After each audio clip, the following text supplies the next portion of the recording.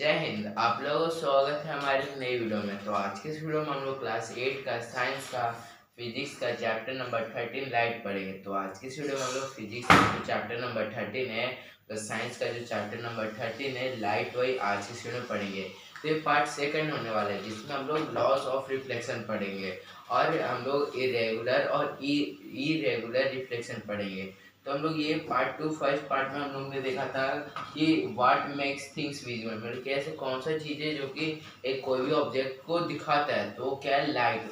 जब तक कोई भी चीज़ अगर अगर जब तक किसी भी चीज़ के ऊपर अगर लाइट नहीं जाता हो तो उसके वो हम लोग को नहीं दिखाई देता है। तो लाइट बहुत ही ज़रूरी है। और फिर हम लोग ने देखा था लॉज ऑफ रिफ्लेक्शन। तो ये हम लोग ने कब पढ़ा था, हम लोग की पिछली वीडियो में। तो laws of reflection last laws बच गया था, तो वही हम लोग आज की वीडियो में पढ़ेंगे। तो अगर आपको वीडियो अच्छी लगी तो लाइक और सब्सक्राइब करना मत भूलिएगा। तो चलो शुरू करते हैं।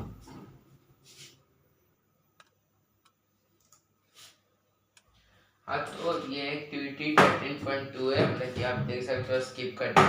तो इसमें आपको बस कुछ नहीं करना है। तो 13.1 में हम लोग किया था कि एक मिरर है ना, मिरर के ऊपर एक टॉर्च मारना है। तो वहाँ पे से एक इंसिडेंट रे निकलेगा, एक मतलब कि इंसिडेंट रे जाएगा और रिफ्लेक्टेड रे निकलेगा। तो इंसिडेंट रे क्या होता है कि जो रिफ्लेक्शन मतलब कि मिरर के अंदर जाता है, मतलब कि जो घुसता है उसे इंसिडेंट बोलते हैं, और जो रिफ्लेक्ट होता है उसे रिफ्लेक्टेड रे बोलते हैं। तो इसमें क्या है कि एक पेपर ले लेना, उसके बाद एक टॉर्च लेना है। उसके बाद फिर यहाँ पे देख सकते हो एक मिरर है, मिरर लेना है और मतलब कि डिस्क की मदद से, मतलब कि कोई भी चीज़ की मदद से कि जो लाइट है वो मिरर पे डालना है। तो आप क्या देखोगे कि ये रिफ्लेक्शन मतलब कि अलग अलग आ रहा है। तो यही है इस एक्टिविटी में करना है। चलो देखते हैं। When the whole sheet of a paper is spread on the table, it represents one plane. The incident ray, the normal at the points of incident, and the reflected ray are all in this plane. When you are bend the paper, you create the plane different from the plane in which the include a incident ray and the normal light। मतलब कि जब आप paper को bend करोगे तो यहाँ पे क्या है कि जो इंसिडेंट रे और जो नॉर्मल रे वो सेम लाइट करेगा। तो ये इसमें बताया गया। अब आगे देखते हैं। तो then you do not see the reflected ray. when does it indicates? It indicates that the incident ray, the normal ray at the point of incidence, and the reflected ray all rise in the same plane. मतलब कि इस laws में ये कहता है कि जो incident ray है और रिफ्लेक्टेड रे वो एक ही लाइन में एक ही नॉर्मल जो होता है, मतलब एक ही लाइज करेगा। रिफ्लेक्टेड रे और लाइज इन सेम प्लेन, लेकिन एक सेम प्लेन में इंसिडेंट रे भी लाइट करेगा और एक करके रिफ्लेक्टेड रे भी लाइट करेगा। तो आप याद रख लीजिएगा।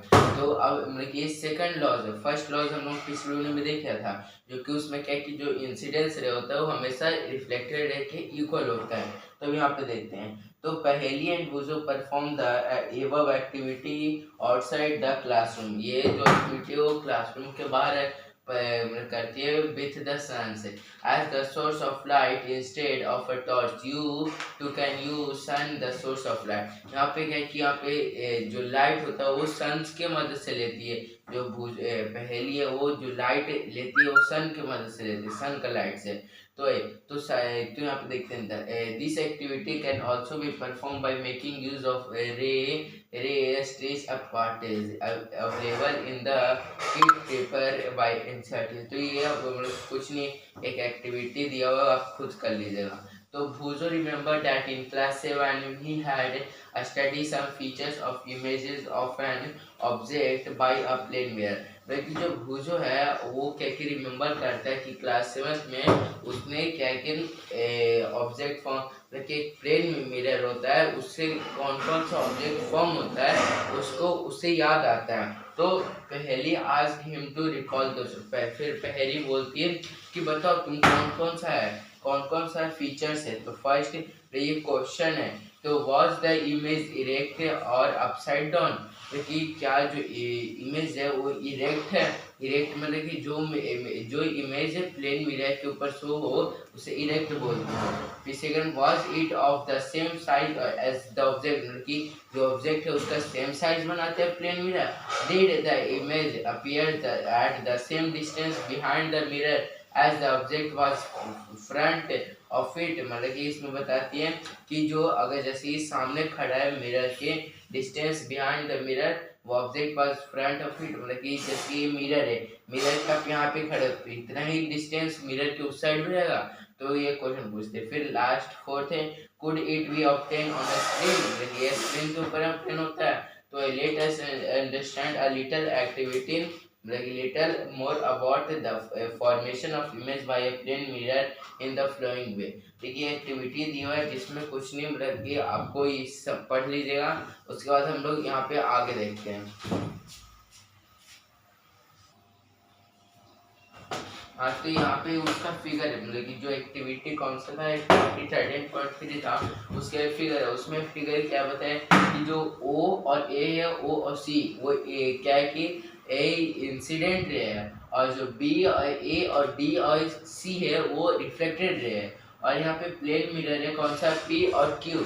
और फिर यहाँ पे जो रिफ्लेक्टेड रे है बी और डी।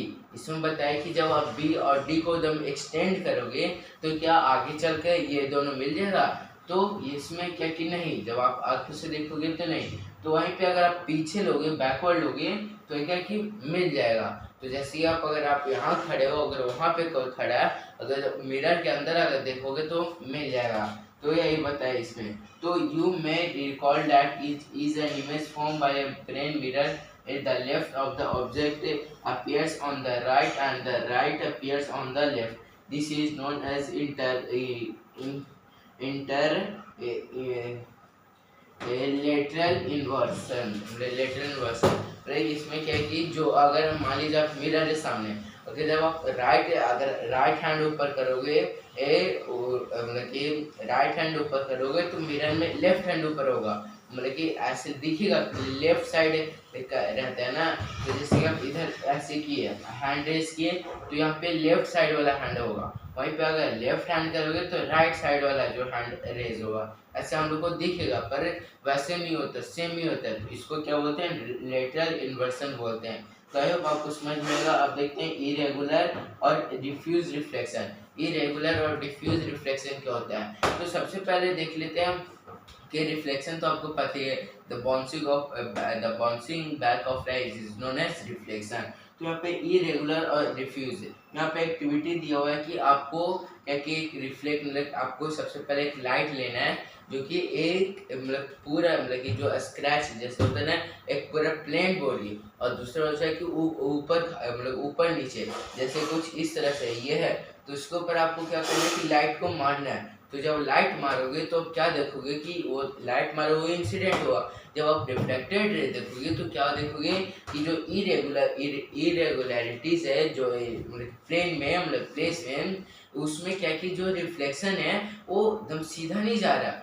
लेकिन सीधा नहीं जा रहा है, कभी इधर जा रहे कभी उधर जा रहे। जैसे कि आप इधर टॉर्च मारे, लाइट मारे, तो ये इधर जा रहा है, ये इधर जा रहा है, फिर ये इधर जा रहा है, फिर ये उधर जा रहा है, फिर ये इधर, फिर वो इधर। तो जो इरेगुलरिटीज में होता है वो बड़े इरेगुलर सरफेस में होता है, वो क्या कि कोई भी रिफ्लेक्शन का एक सटीक नहीं होता, मतलब कि जो एक इक्वल एंगल नहीं होता, मतलब इक्वल रिफ्लेक्ट है, मतलब कि जो इंसिडेंट एंगल होता है वो इक्वल नहीं होता है रिफ्लेक्टेड एंगल से। तो यहीं पर बताया कि रिफ्लेक्टेड इरेगुलर सरफेस, मतलब कि बहुत, मतलब पूरा इधर से उधर चलेगा। वहीं पे अगर आप दूसरा करोगे अगर प्लेन मिरर पे, मतलब प्लेन सरफेस पे, तो क्या कि एक सटीक जाएगा, जैसे यहाँ पे मारे तो स्ट्रेट जाएगा, तो यहाँ पे एंगल दोनों सेम होगा। तो यही इरेगुलर और रेगुलर। अब देखते हैं, when all the parallel ray reflected from a rough or irregular surface are not parallel, the reflection is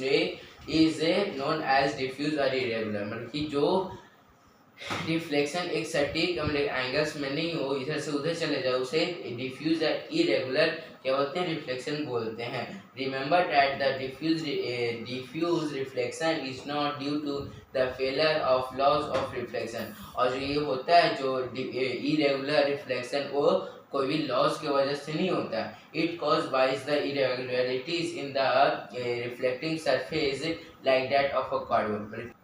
हाँ, तो ये इसका यही कारण होता है कि जो इरेगुलरिटीज होता है, मतलब कि जो ऊपर नीचे होता है उसके वजह से होता है। अब यहाँ पे देखते हैं, on the other hand reflection from a smooth surface like that of a mirror is called regular surface. Regular reflection surface नहीं, रेगुलर रिफ्लेक्शन। देखिए जो रिफ्लेक्शन अगर एक प्लेन में प्लेन सरफेस से टकरा कर एकदम सटीक एंगल बनाता है और सटीक जाता है, रिफ्लेक्शन होता है स्मूथ सरफेस पे, उससे क्या बोलते हैं, इरेगुलर रिफ्लेक्शन बोलते हैं। तो ये फिगर देख सकते हो, ये रेगुलर है और the image are form by regular reflection. ये रेगुलर रिफ्लेक्शन की वजह से फॉर्म हो रहा है इरेगुलर रिफ्लेक्शन। तो आई होप आपको समझ में आएगा। हम लोग नेक्स्ट वीडियो में कोई नेक्स्ट इंटरेस्टिंग टॉपिक सब बात करेंगे। अगर आप वीडियो अच्छी लगे तो लाइक और सब्सक्राइब करना मत भूलिए। Thanks for watching, bye bye.